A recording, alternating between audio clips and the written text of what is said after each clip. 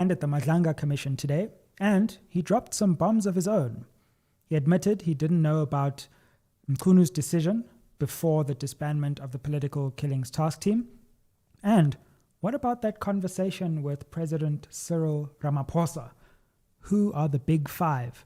Just some of the questions which were revealed in today's testimony. Let's get into it. Spread the fire. Welcome back to the Sizwe Mpofu-Walsh Experience, or SMWX for short. Wow, fellow South Africans. Firstly, I just want to say thank you so much for tuning into SMWX. The sheer growth of this channel over this Mkhwanazi Commission period has been truly sensational. We did nearly 1 million views just last week alone. And I just want to say thank you so much for tuning in and helping support independent media as we continue to try to break down this commission and what it means for you. Like, share, subscribe, and help us get to 400,000 subscribers. So today, Police Commissioner Fannie Masemola dropped some serious bombs in the Madlanga Commission. I heard some people saying, it was a damn squib. I just don't think they were listening closely enough. And today, if you weren't able to watch the commission, which you should stream live on SMWX because we're streaming live for you, I'm going to help you summarize what came out of today's events and why they were important. I would break it down into 3 key areas. We heard from Masemola on everything in the build-up to Minister Senzo Mchunu's letter, which was designed at disbanding the Political Killings Task Team. So that's the first part, and I want to explain why we learned some new important things about that.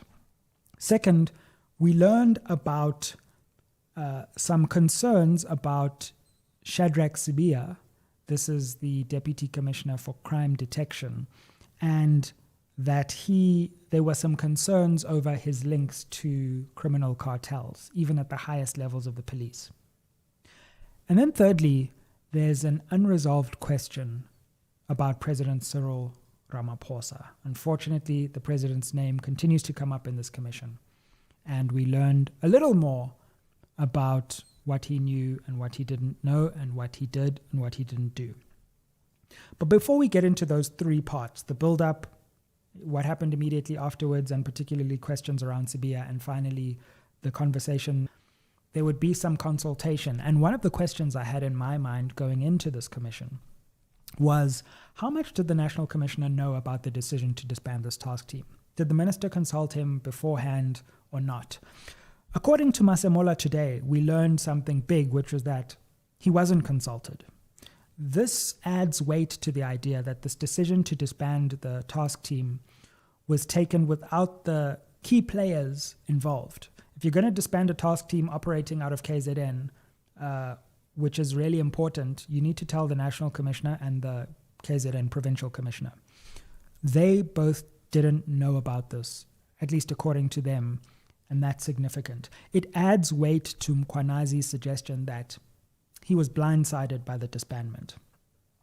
Masemola suggests he too was blindsided. So on the 31st of December, the letter is sent from Mchunu directing that this task team should be disbanded. And it's interesting when you go back to this letter, just how urgent this is. I mean, I wish the ANC government could act with this urgency on unemployment, on poverty, on inequality, on basic service delivery, on water, on electricity. Because Mchunu said, this task team, bear in mind, it's like about to be the 1st of Jan. I want to report on the 20th of Jan, and by the end of Jan, it must be gone, and I want the final report. That's speed, that's political will, that's urgency. Now, interestingly, Masemola is away on holiday. This is one of the weird parts of the story. It's like this crazy thing is happening in South African politics. None of us knows about it. And where's the National Police Commissioner? I mean, of course, everyone deserves a holiday. I'm sure he has a tough job. But he's away, living his best life. Where was he? Goodness only knows. Was it Mauritius? Was it somewhere else? And effectively, while he's away, this letter gets sent. And He doesn't know, he tells us, again, another new thing we learned, that he only figured or learned about it properly via a WhatsApp message on the 2nd of Jan. So I'm unfurling the story for you chronologically, because sometimes at the commission they jump about with these dates. So the Matlala Molefe arrest, 6th of December, to summarize. 28th of December, there's the funeral, no consultation. Masemola goes on holiday. 31st, everyone's celebrating New Year's Eve. Boom, letter hits. Masemola doesn't know about it, only learns about it a few days later on the 2nd of Jan while he's away. He basically says in the commission today, look, he was away. He said, I'm going to get back to it when I get back in 2 weeks' time. I'm coming back on the 14th of Jan. Now, in the build-up, now, and while Masemola is away, Mkhwanazi also learns that his task team has been disbanded. And clearly that's a big shock to him. And he then says, now to piece Masemola and Mkhwanazi's testimony together, that he then reached out to Masemola to say, did you know about this? Is this your decision? What's going on? And Masemola says, effectively, no, I'm on holiday. When I get back, I'll attend to it. And so we get some more details about what happened there because Mkhwanazi asks Masemola to eventually talk to the president. But I'm going to come to that at the end. So the key question that emerged in the commission then is, did Masemola think that that Mchunu had the power to instruct the task team to be disbanded? Or did he think this was an unlawful request? And here's why it matters. You're under no obligation to follow an unlawful request, even if it comes from a very high office. If you believe it's unlawful, you actually have a duty to say that even to your superior, to say, I believe this request is unlawful and I can't in good conscience carry it out. Let's take a look at this first clip from the commission today, which exposes this tension between Masemola getting this letter, which on the face of it appears to be unlawful, and exactly what he chose to do once he got the letter and once he got back from his holiday. Which I did to an extent, made sure the team is not disestablished immediately, that I was successful. And eventually, without any other help, and with this minister here in front of me, insisting, I had to end up saying, well, if we do it your way, I don't accept, but let's rather do it my way. Probably as we go along, I might find motive, and kept on saying, but Minister, why are you disestablishing this team? I kept asking that question all the time. I did acknowledge, Commissioner, that yes, initially I refused not to comply with his instruction. But after having no any other way, and life goes on, this man is here in front of me, he wants the team disestablished. There is no any other help. So what do? The only way that I did was, no, if you do that, you do it my way, not your way. Because maybe then, I hope I won't sound as being facetious. Maybe then you should have qualified your answer of this morning and say, I would not obey an unlawful instruction unless the minister breathes down my neck. Unless? The minister breathes down my neck. Okay. I hear, Commissioner. The positions that we find ourselves as government officials, well, I'm sure the commissioners are prerogative where they are sitting. We go through. That last comment is interesting and instructive because here we almost have a clash between what is the formal legal thing to do and the real world of bureaucracy, politics, and delay tactics and strategy.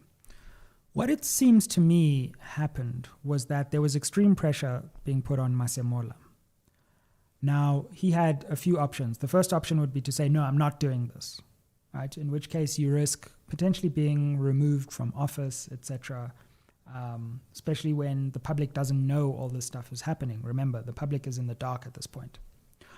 The other option is to say, let's draw this out and buy some time so that we can figure out what's going on here. And that seems to be the road Masemola took. Now, in terms of the eyes of the law and a formal interpretation, that's the wrong thing to do, because you should, if you believe that this instruction truly is unlawful, you should stick by your guns and say, I'm not doing this.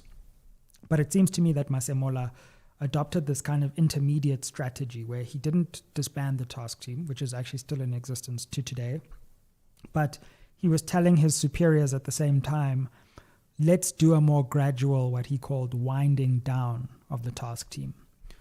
Now, one of the questions which I think needs to still come from this is, what was his intention in the winding down? Did he truly intend to wind down the task team and disband it? Or was he doing that to try and buy time while he was under this political pressure?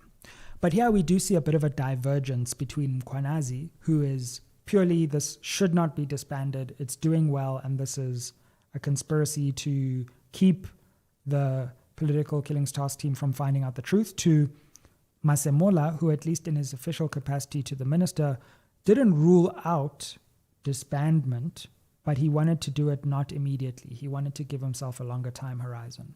What he wanted to do at that time, I think we still need to uncover further in the commission. But you can see that came up as a key flashpoint.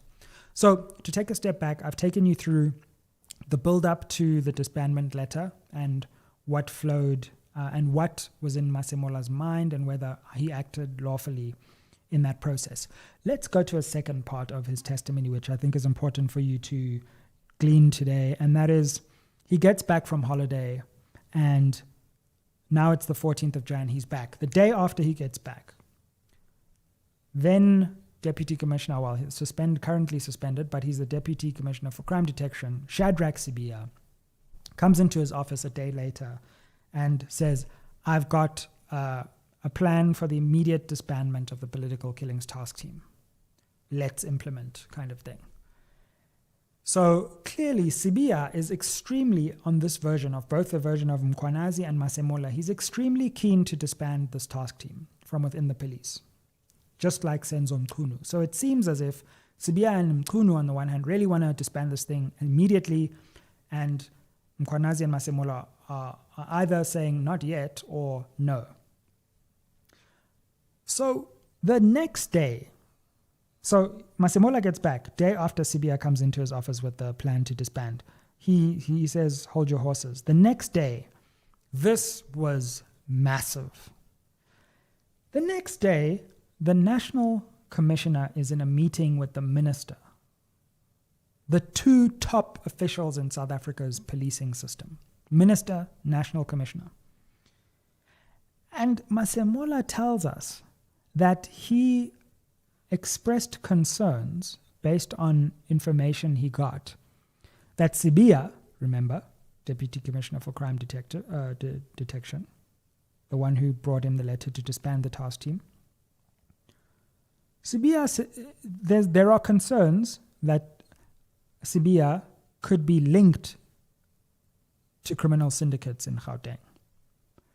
Now, again, we need a bit more detail, probably tomorrow, coming in terms of how were these concerns expressed, who expressed the concerns, and when he was pushed, Masemola said at the moment they are still under investigation, so they haven't been fully proved. But what we know is that concerns were expressed at the highest levels of the South African police, that one of the deputy commissioners was linked to syndicates. And further, that there was something called the Big Five. The police used this term, the Big Five. So we're getting closer to unmasking and uncovering who is running and behind this syndicate. Who are the Big Five?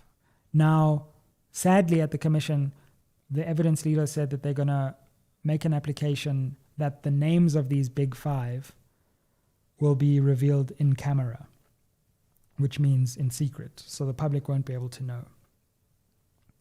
But I feel like we need these names.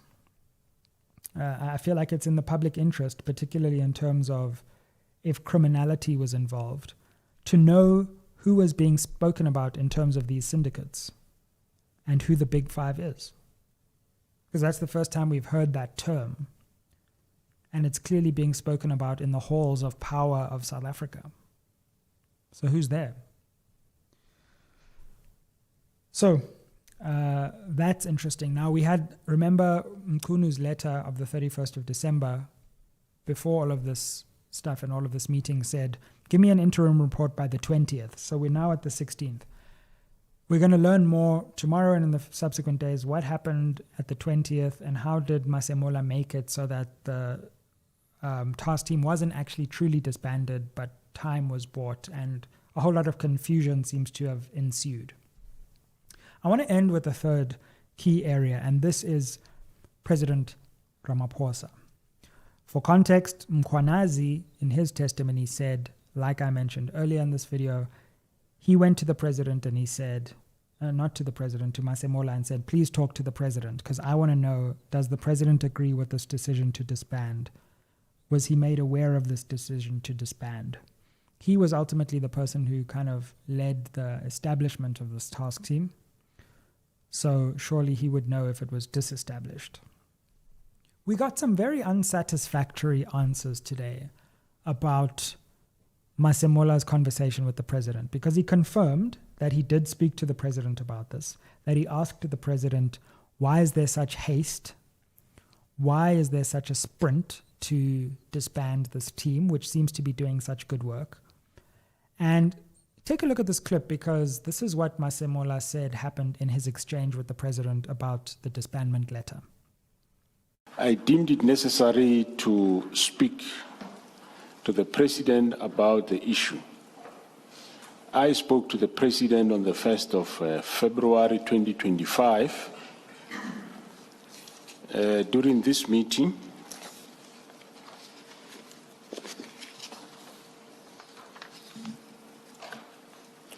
I mentioned the minister's directive to disband such a successful team, and the president told me that he would speak to the minister. Of course, I didn't really require from the president to say whether he agree or not, but I did tell him that this team is being dissolved, reason unknown, and I said if ever it has to be done, it cannot even be done in this abrupt manner, because I don't know what we are chasing. And that's when he says, no, he will speak to them. I'm left with more questions than answers on that part. Now, Masemola was probed further on that to say, did you follow up with the president in terms of whether you did speak to the minister? And we didn't get a clear answer there. I think he said, yeah, I did. And that's kind of where things were left. Now, I don't see why Masemola couldn't ask the president whether he agreed with the disbandment. It would be, that's the key question. That's what Mkhwanazi asked him to ask. And of course, if the executive is encroaching, as Masemola put it, on the police's functions, and if politicians are trying to influence the task team, then of course the police would be well within their rights to say, does this have the backing of the president? If so, then that changes the dynamic. So I'm a bit flummoxed by why he didn't feel he could ask the president if this decision was endorsed by the president or whether Mchunu had gone rogue. Secondly, he mentioned that, he said the president told him he would speak to the minister about this. And then he just never inquired about whether that actually happened or not, and whether the minister agreed or disagreed, or so why not? look, these are things that Masemola may not be able to answer, but I would have thought if I'm the National Police Commissioner in this predicament where I feel there's been an unlawful direction from the executive, I want to know whether the president agrees with it or not. And I definitely want to know if the president promises to speak to the National Commissioner, what he said to him afterwards, rather than just being like, oh yeah, he told me he spoke to him. But anyway, I didn't really hear anything back. So again, these are some questions that the president will have to answer, probably at the ad hoc committee and also the commission. What was the nature of this conversation with the National Commissioner? What did he tell you? What did you tell him? You told, according to his testimony, you said you would speak to the minister. What did you say to the minister? And ultimately, we need to know, did you endorse the decision to disband the task team or not? Did Mchunu consult you? If he didn't consult you, why not? If he did, then why didn't you stop him? And so these are some key questions, and it's becoming pretty obvious that the president has to testify at the commission. So we're left with a number of questions that we need to answer going forward ahead of tomorrow. What exactly happened after the meeting of the 16th, where we were told about the Big Five and Sibiya was mentioned by Masemola to the minister? How was it that the task team continued, even though there was this disbandment letter?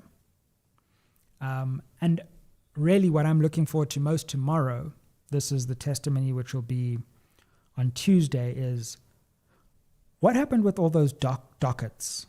So what happened after all of this, when dockets were removed, taken from the political killings task team, sent to General Sibiya's office, and eventually sent back on the instruction of Masemola to the KZN political killings task team? What happened with all of that?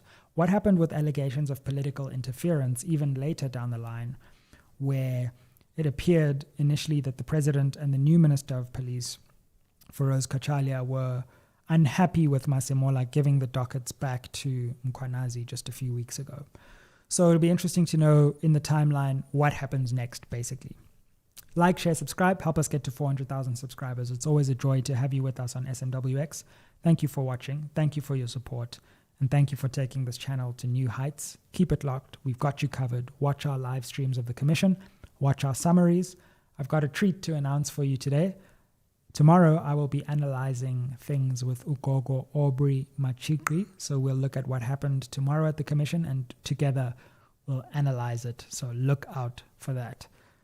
Keep it locked. Spread the fire. Spread the channel. Share the channel. And see you on the next one. Aye.